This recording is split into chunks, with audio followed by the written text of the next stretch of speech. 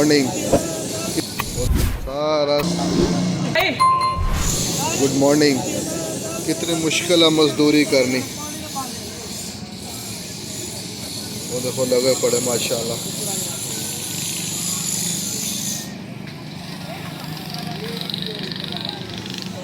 ओहो सर्दी के अंदर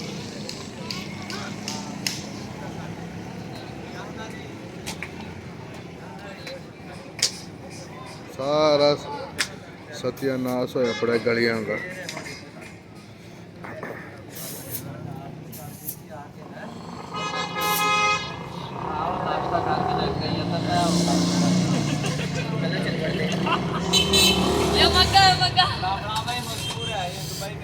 हाँ ये देखो जी, सुबह सुबह मजदूरी करे लोग।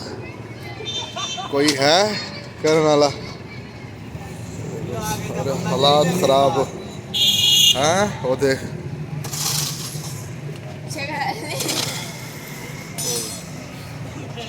आसिफ भाई पूरा देख ले, पूरा देख ले।